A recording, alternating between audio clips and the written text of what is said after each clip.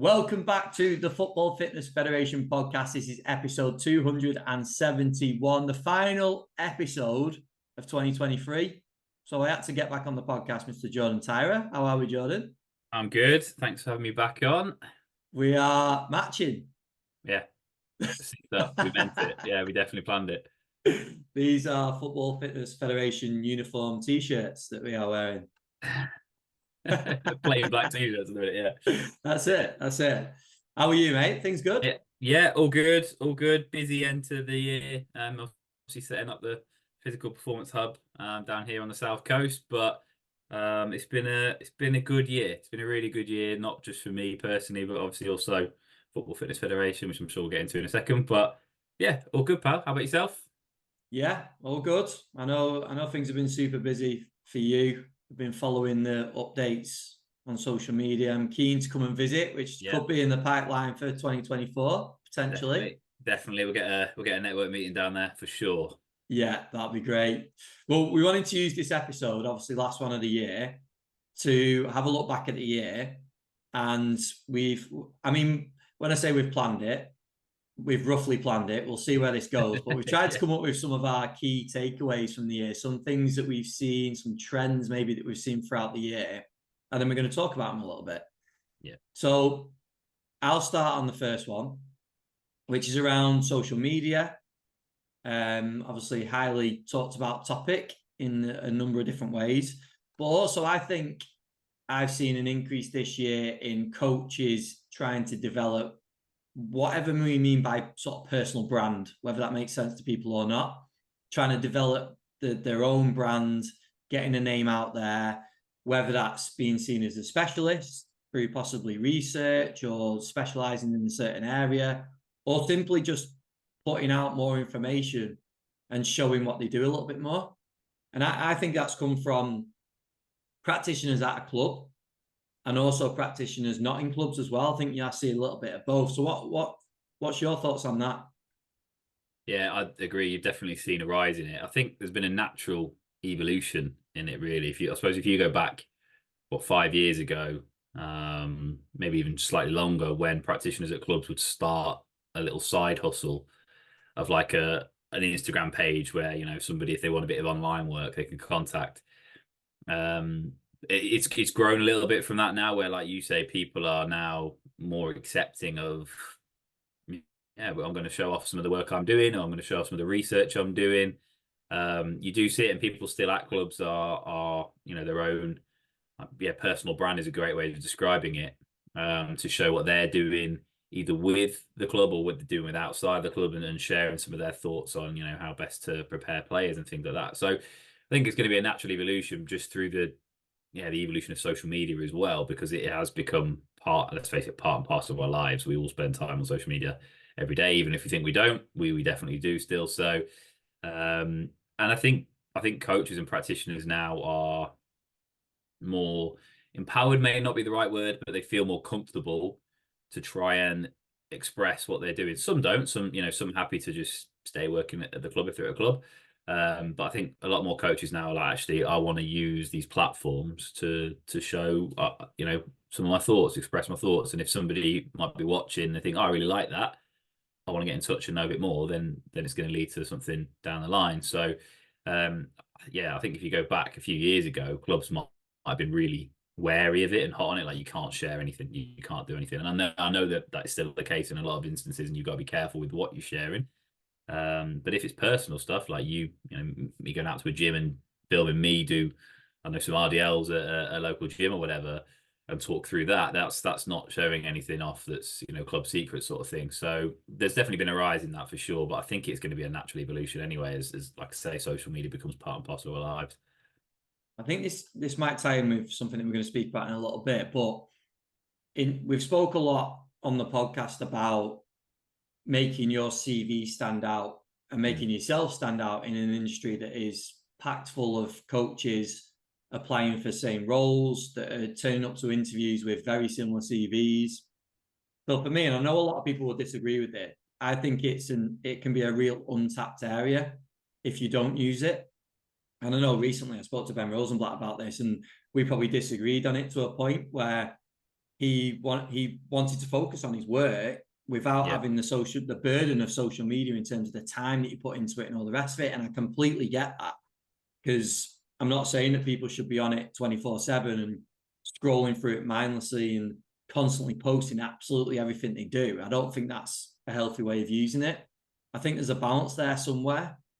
where you can show your work, you can build up your reputation as a coach, at the same time as living your life and not spending every minute of the day on the social media platforms. So, and the other thing is, when we're talking about social media, there's so many different social media platforms now, isn't there? There's different ways of going about it. So, Yeah. could it be more LinkedIn, where you may be releasing more research? Obviously, it's less sort of visual on LinkedIn. You're posting more; it's more text. Same with Twitter. But I mean, Twitter now is, you can get more pictures and videos and stuff on it, and then obviously Instagram is different, Yeah. where it's basically pretty much all video, pictures. So yeah, I think there's a lot tying in with this. I think I see some people doing this really, really well now in our industry. That's one thing why I wanted to bring this up, because some of the videos that they create and the way they put it out there, I think is done really well. I hope that it doesn't take too much time to do that, because I think that is another thing, that if you're putting out a real quality bit of content, but it's taking you 30 hours to try and Yeah. put it all together, Yeah. you've got to start questioning whether it's serving its purpose. Yeah. But yeah, I think you see a lot of people out there now, especially this past year, that are doing a real quality job with that.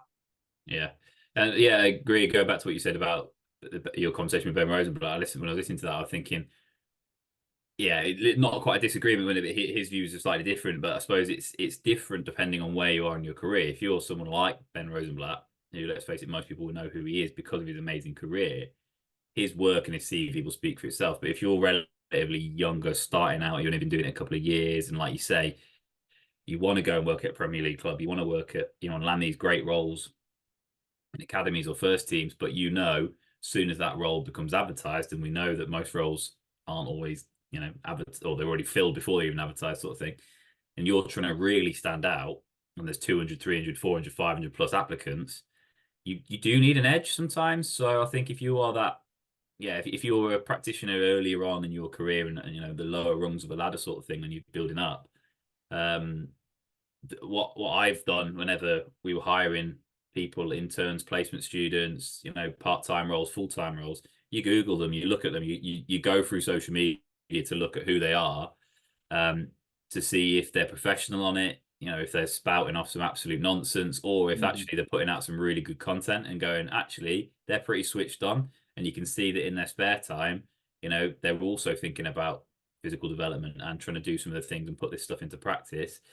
So that's where it can be a powerful tool, like you say, and the people who are doing it really well are doing it like that. And like you say, you missed out TikTok as well. Yeah. That's the other one. So I know this full well now. Obviously, with running companies, you've got to be adapting your media that you're putting out for the social media platform, and all the analytics are amazing to start, actually make you think about things. And you can see that average people, are watching something on TikTok or Instagram like 7-8 seconds max. They don't want to watch 2-3 minute videos. So you've got to grab attention like that. So your visual work that you're putting online, it has to be snappy and it has to be really catchy. But then if I'm then trying to hire somebody, I want to see some depth and detail. And you going on LinkedIn, it might be more research based. It might be, this is the latest research I've posted, or I like this research, this is my take on it. And you think, okay, they're thinking about this in their real, in their own time and in the real world sort of thing. And like you say, the use of social media now is that almost extension of your CV, like you say. And I've always said this to any placement students I've line managed or worked with, or part-timers that I've line managed as well. It's like, your CV is great, well done. You've got your degree and you've started to get some placement opportunities or whatever. But there are hundreds of you in the country, and then if you strip that back and go even further to just graduates, there's thousands of you in the country. So what else are you doing? What extension have you got of your CV? Not just that piece of paper that says I've got a degree in sports science or strength and conditioning or sports rehab or whatever it might be. So I think social media is, when it's used well, a very powerful tool. I have seen some shockers where we've had placement students come in and they've not twigged that, you know, the social media is rife with just inappropriate stuff. And if you're working with academy age players, male or female players, you've got to be wary of what you're doing, and that is the, I suppose, the pitfalls of modern life now on Yeah. social media, as we're seeing with players and managers and coaches. You know, they get caught out with things they said, you know, 20 years ago. You know, the emergence of social media, because people will trawl through it and people will find it. And now with the use of AI, you know, stuff like that, people are going to be starting to, yeah, put some weird stuff out on social media. So you've got to be careful with it, 100%, but used in the right way, like you say, efficiently, not taking up all your time, and putting out good content that's rounded and well thought through, not just spouting off reactionary stuff. Now I have to be careful with that when I watch a Liverpool result, it doesn't go our way. I'm thinking, should I tweet that? Should I tweet that? No, don't tweet that. No. So I know all too well, but that is the reality of social media, and I think it's never gonna go away now, is it? Let's face it, the genie's out the bottle. It's here to stay. So you just gotta be good at using it and use it wisely. I think that is a really good point to bring up for people looking for jobs, is that if you haven't been through your socials recently and double checked that there's nothing on there that potential employers are going to look at and be like, yeah, not so much. Because all you need is that one thing. And then, like you said, there's a large number of coaches out there. That could be the one thing that stops you getting that job. So you need to be looking at that. It's because it's public, it needs to be professional. I think you can have opinions, especially around football. How you go about that is entirely Yeah, up to you. But yeah. you're right. At the same time, like if you get caught up in a complete fan crazed moment and start slagging off everyone here, there, and everywhere, then what does that look like? It's tough, isn't it? Um, but no, I just think in terms of standing out and in terms of awareness as well for coaches, like for example, if you were an employer and you had a list of coaches and you nailed it down to say the final 10 or 8 or 6 or whatever it was, and you had a couple of coaches on there that you like, actually, I've seen them sharing a bit of information before. Let's just have a look and just remind myself on what they were putting out. And you go on, it's professional, there's good information. Surely that as an employer is going to nudge you Yeah. up towards the top of that list against somebody whose name that you don't recognize. Okay, the CV's okay, but it doesn't give you that edge. And I think that's the way that I look at it. It's an opportunity to utilize that. And yeah, put yourself ahead of the field, literally. Yeah, no, I totally agree. And on that, this is completely off the top of my head. I actually saw a really good clip the other day. I think it was Gordon Ramsay on the High Performance podcast with Jake Murphy, Humphrey. I always get his name Humphrey. wrong. Yeah, Yeah, yeah. that's it. And he said, "What was your top 3 pieces of advice?" And one of them, he says, "Take criticism professionally, not personally." Yeah. And I really liked that. I'd not actually heard that before. Does And he it's do that? say again. Does he do that? Yeah, I thought that. I was like, oh, the guy who swears more than anyone else on the telly. But Yeah. he said getting told off, and in this context, in terms of social media, you know, you've got to have that attitude of, is this professional? But also, if somebody is criticizing you openly on social media, take it professionally. Don't take it personally, because it's too Yeah. easy, isn't it? That, you know, we've both had things before. I remember when we did the ebook, we had people saying, "Oh, why have you done an 8-minute run?"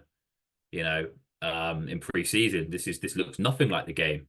You know, but the context of, if you actually had the ebook, you'd know that it was trying to develop an aerobic base and just trying to get you going again after lockdown and all this sort of stuff. Um, and we could quite easily go on, "What are you on about? You don't know what you're talking about, this, that, the other." And people go, "God, they don't take criticism very well." And Yeah.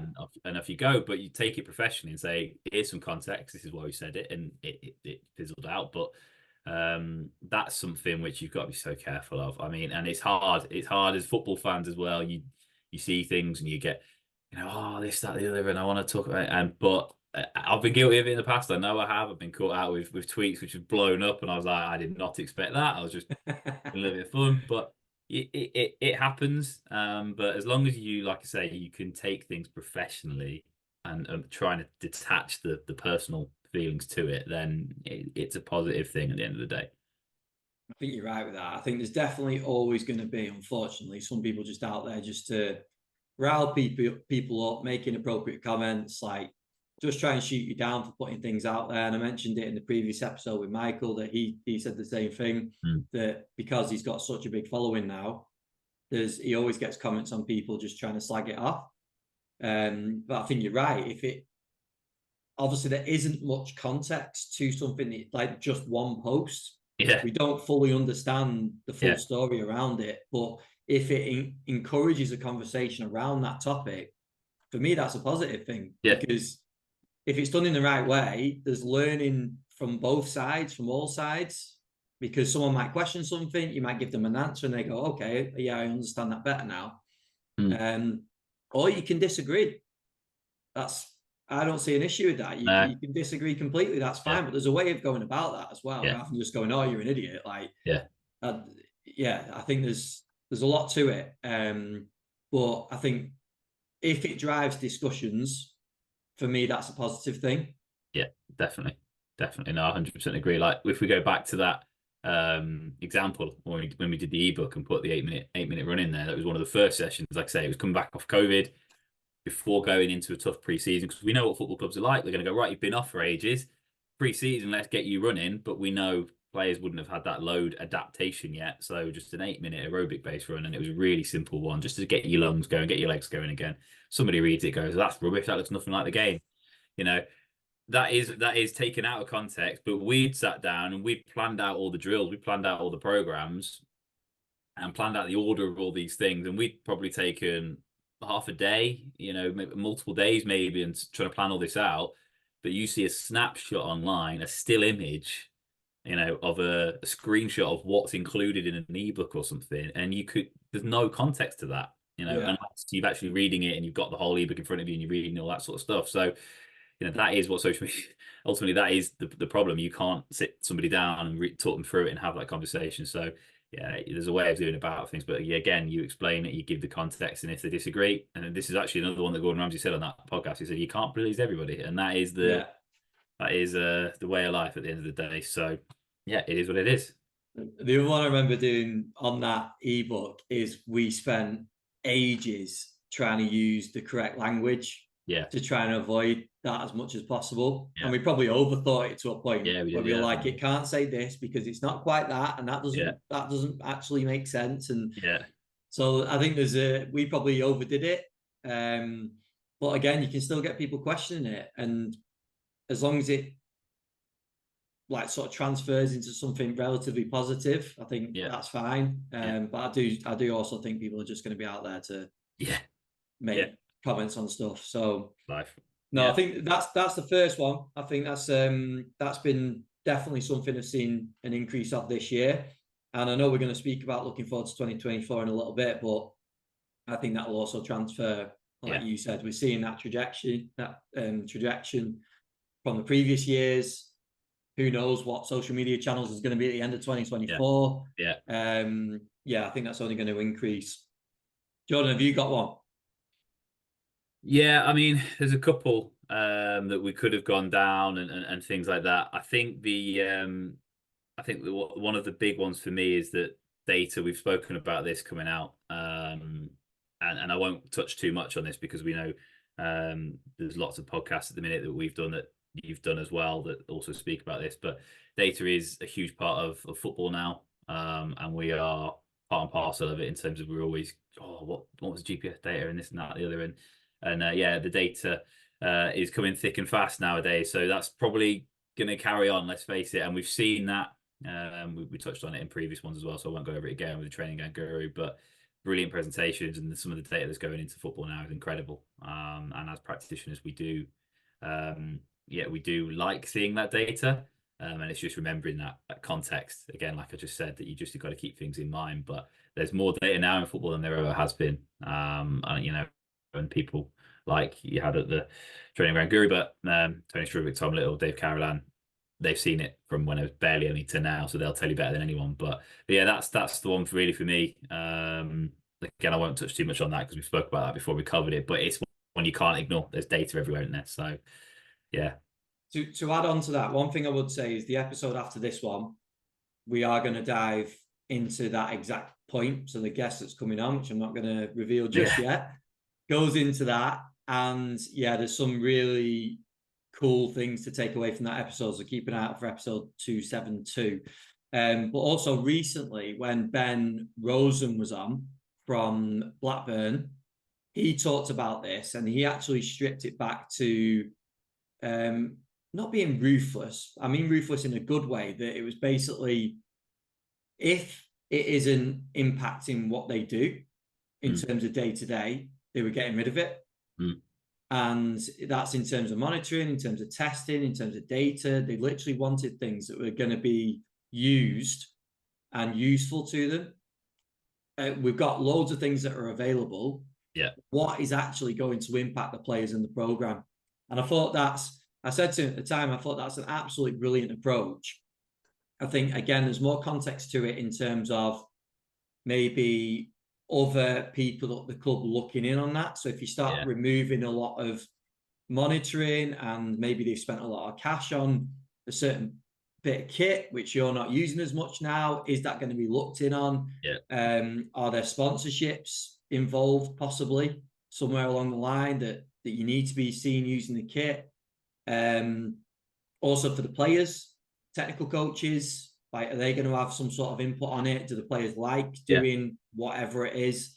So yeah, I think the approach taken by Ben was definitely something that hopefully got people thinking and challenged people's approaches to it a little bit.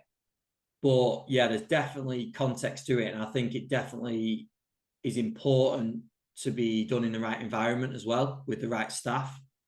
Yeah, 100%. I really like that mentality as well. If you're not using it, get rid of it. I've been in that exact situation where I was working in an academy, and sometimes you're looking at data, and in youth roles, when you've got 16s, 15s, 14s, you're trying to process data really quickly. You just want to make really impactful decisions. And you're thinking, actually, I don't think we need to be presenting, even things like Excel, decel data, because it's just that time and speed of actually processing and showing it to the coaches and turnover time.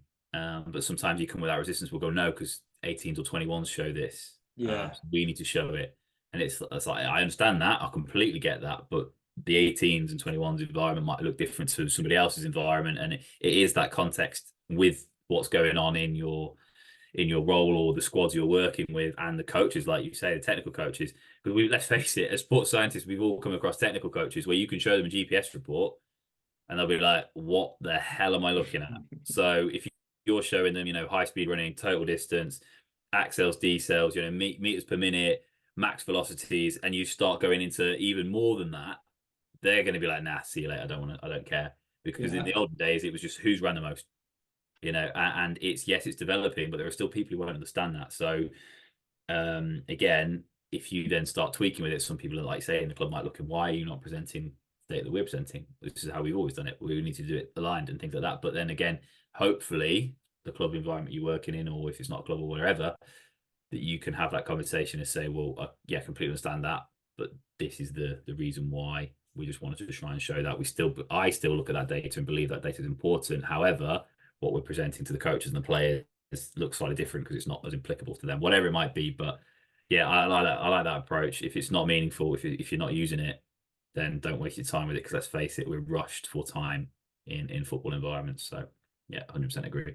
I think it's something that teaches you really nicely to take that approach as well, is what we've probably both done and a lot of coaches have done, is worked in environments where you've got nothing.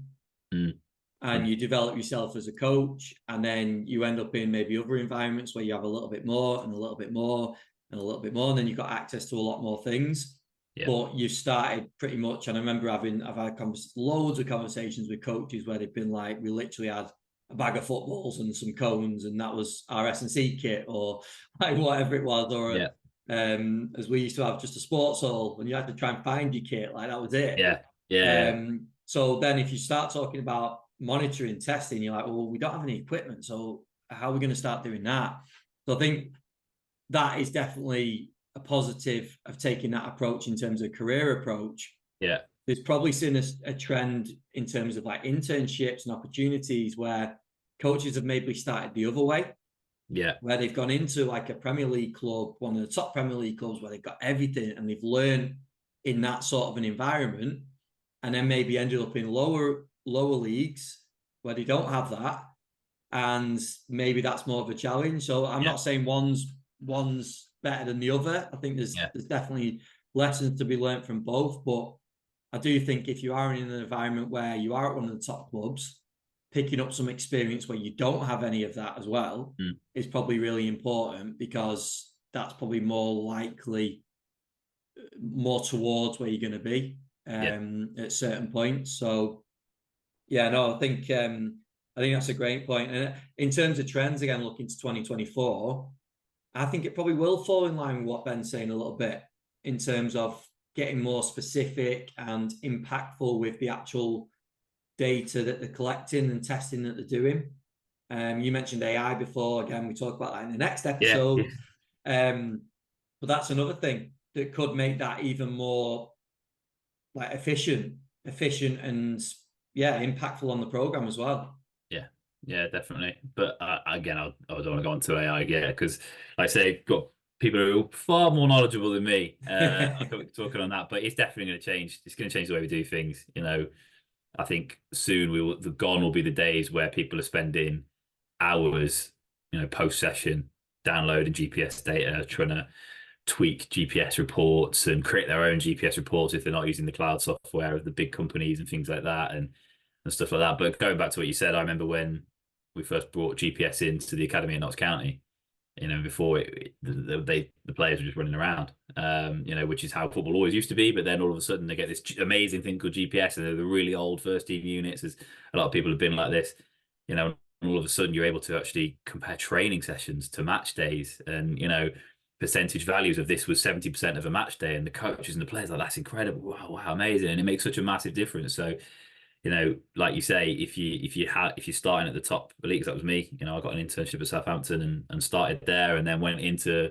women's football with nothing, and then you're like, oh wow, actually now I've got to think on my feet and come up with things. The way technology is monitoring data, whatever it is, it's got to be impactful at those stages. And I think AI, like you just said there, will start to hopefully make it easy for a lot of people, and you're not going to spend hours trawling over GPS reports and something has gone wrong, and AI just goes bang, off it goes. So yeah, that's probably definitely something that's been growing through 2023, probably just before as well. But I think 2024 is definitely going to be big, very big.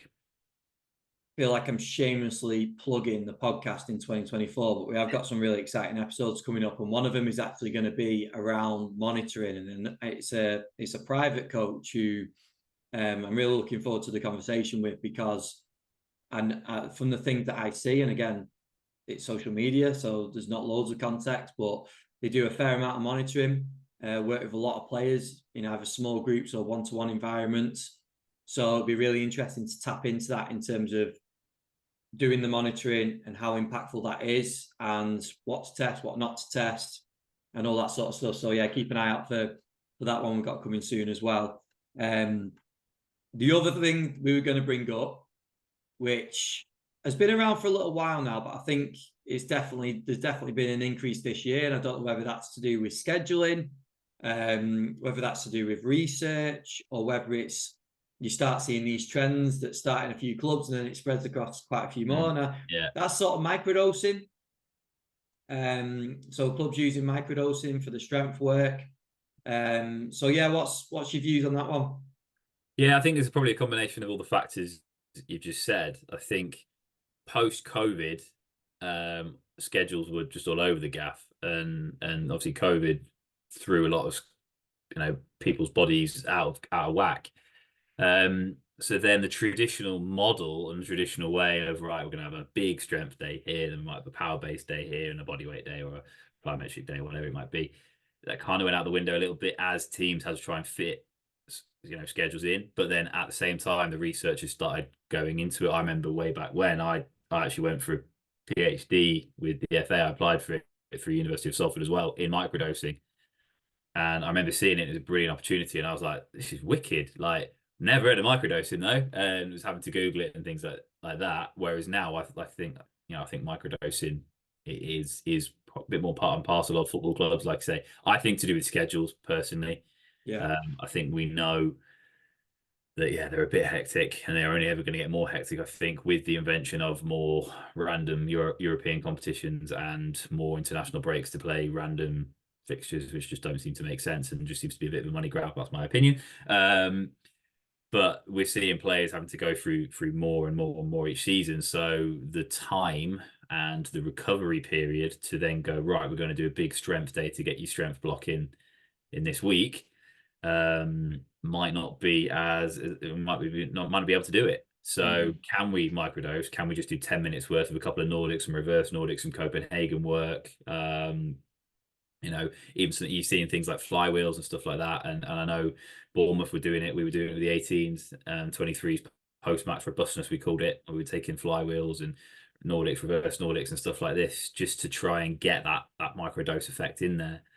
And I think it's going to become more part and parcel of it, because, like you say, one person or one club does it and it seems to do all right, and then the other club looks over and go, they're doing some post-match robustness work. Why don't we try that? And then you read the research, and the research coming out becomes more positive on it, and it's that snowball effect, and it's cyclical. It'll probably come around.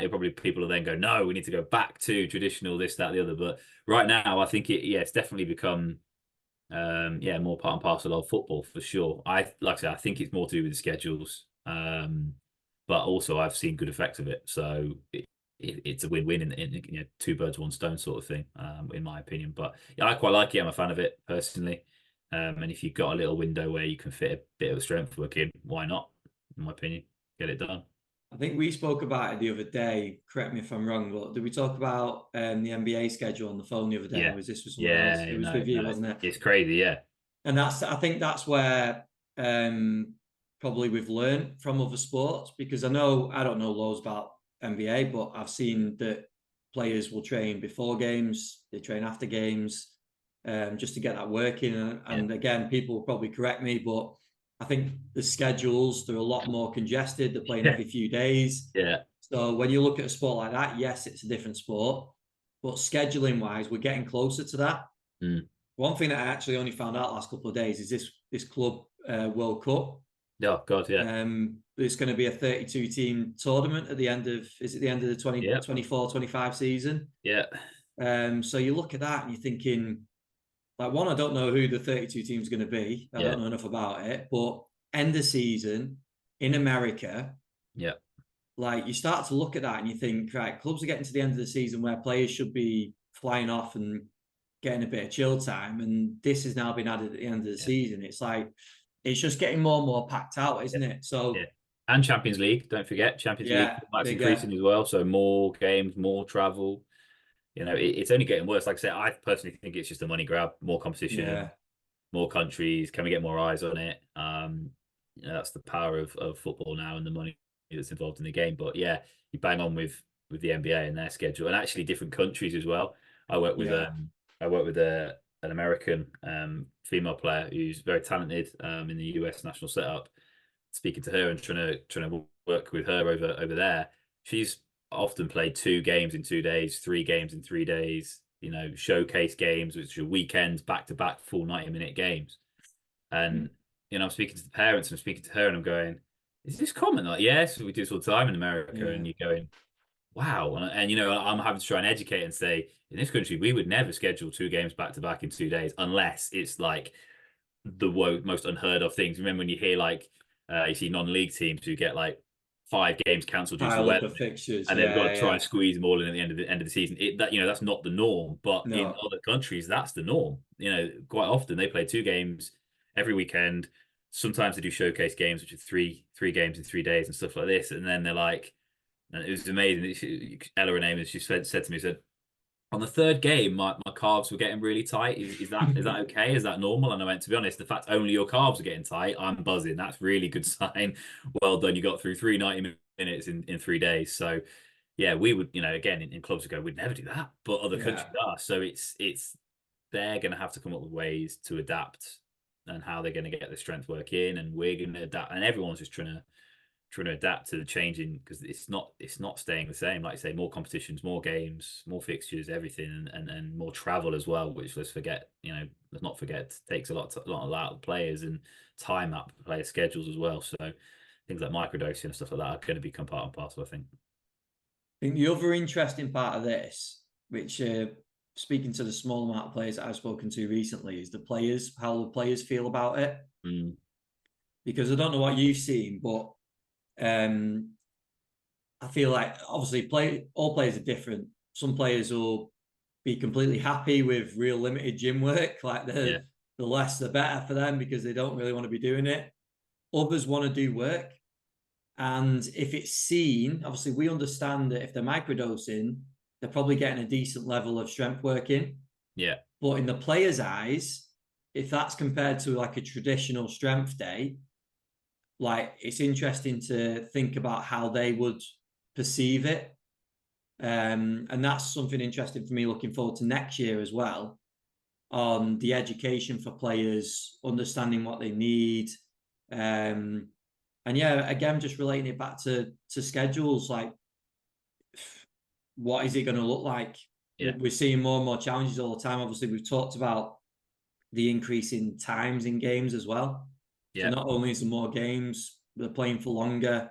Yeah. And how that's going to impact the work that's needed to prepare the bodies. And I know you've spoke about the games over in the States, which we could argue it all day long, can't we, that players shouldn't be doing it, but they're doing it. Yeah. So Yeah. as a coach, as a practitioner, and I know you're working with her over there, you've literally got to look at it and go, this is what we need to be ready for. Yeah. So how do we scale back from that and actually look at it and put a plan in place? And I think that's more the point, isn't it? As a coach in our position, it's not disputing it because that's wasted breath because we're not going to have an impact on it. No. It's actually going, right, this is what's in front of us. How do we cope with that? How do we get our players to be in the best possible position to deal with that? Yeah. And I think that's the challenge going forward. Yeah, that's always going to be challenging it. That's going to be beyond 2024. Yeah, definitely. Yeah. So 2024, Jordan. Yeah. What what are we looking at? What's our predictions for 2024 in terms of sports science, S&C?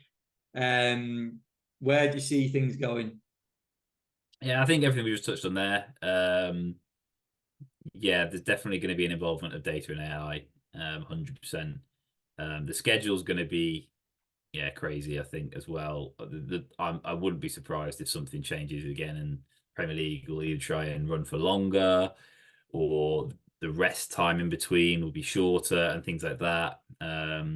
So, and we already know that the Championship and League One, League Two are hard leagues anyway. So something's probably going to change in that. We've already seen the rule changes with added time, like you say. So I think we've always got to try and keep the crystal ball out and guess, but ultimately we are a bit limited by what the rules of the game are, what the laws of the game might change, the formats, the travel times, all that sort of stuff. If you're playing in a European competition, because as we know, and if we look at Champions League, you've also got the youth teams that play in the Youth Champions League as well. And now, if we're increasing the Champions League format, they're going to be traveling further and further afield.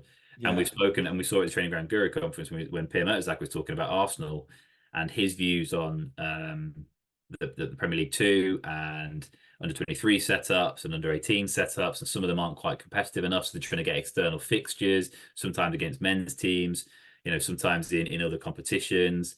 But now you're adding in more European trips as well. Brilliant experiences. But again, you go back 2-3 years ago, let's exclude COVID, and you compared a season, what their schedule would look like then versus maybe next season and the season after that, I think they'll look very, very different. So we need to kind of get our heads up and try and predict. But ultimately, we've got to try and prepare the players to be better, faster, stronger, fitter year on year and year. And I just, my big question mark is, when are we going to hit a ceiling? Are we going to hit a ceiling, or when? And is there going to become a point where we just see, right, the human body and youth athletes going into first team athletes, they just can't push themselves anymore. You Mm. know, because we've seen through data and GPS and stuff that we're now seeing players are faster than they were before. We're seeing that max velocities are faster. We're seeing that high speed distances are faster, total distances are faster, etc. And they're doing it more and more and more throughout the season. So at what point do we go, right? They just cannot do X amount of distance, X amount of high speed, X amount of sprint distance that many times a season, because now they're just starting to break. So I hope we never hit that ceiling, but I'm quite confident that at some point it's going to come, just with what we know about congestion and recovery time and travel and all that and what it takes out of the body. So yeah, that's a very long-winded answer again, but yeah, crystal ball, it's hard to see, isn't it? Let's face it, I do not know the answers, but as long as we're applying logic, as long as we're research-based and evidence-based approach to try and prepare our players in the best way, and we're planning it as best we can, then we're doing all we can, sort of thing. You know, if you're going off and doing maverick stuff and just thinking on it and winging it and doing it on gut feeling, you're probably leading down a bit more dangerous territory. But hopefully there's not many practitioners out there doing that. Certainly not working with elite level players and players in general. So yes, that's my view. That's what I think it might look like. One area that really interests me is, and this ties in with sort of Damien Harper's work and a few others in this area as well, is how, and again, tying in with what you just mentioned there, how the game's changing, how that filters back into the physical work that we do, and especially the strength work. I think what we'll start to do is remove some fluff. Yeah, I was waiting for the word fluff. Yeah, definitely. From the programming, and start just getting more and more specific and learning more about what players actually need, where we need to get them to.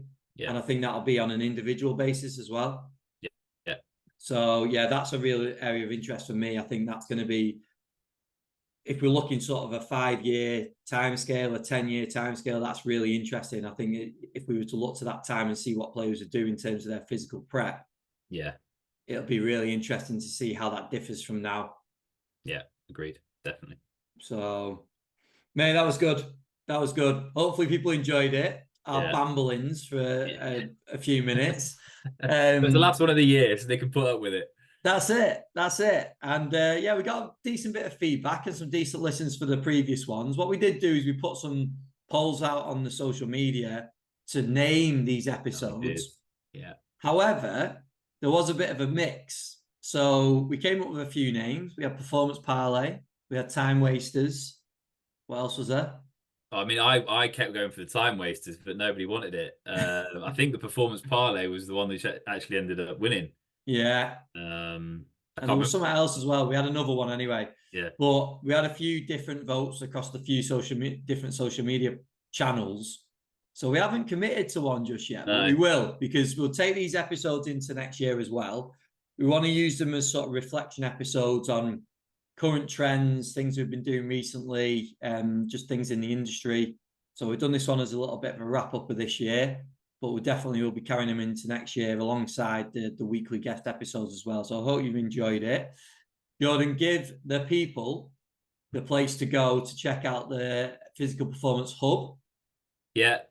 So yeah, if you're down here on the South Coast, or if you're just interested anyway, you can visit the website, which is www.thepph.co.uk, or just Instagram, Twitter, all that. Just literally Google the Physical Performance Hub and you'll find it. And that's what's keeping me busy at the minute. So yeah, if you're interested, if you're down here on the South Coast, want to come and have a look, feel free to get in touch. We'll go for it.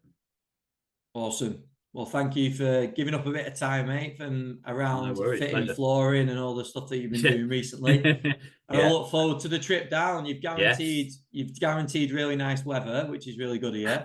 So I'll bring my sun cream. Yeah, good idea. Cheers, Jordan. Speak soon.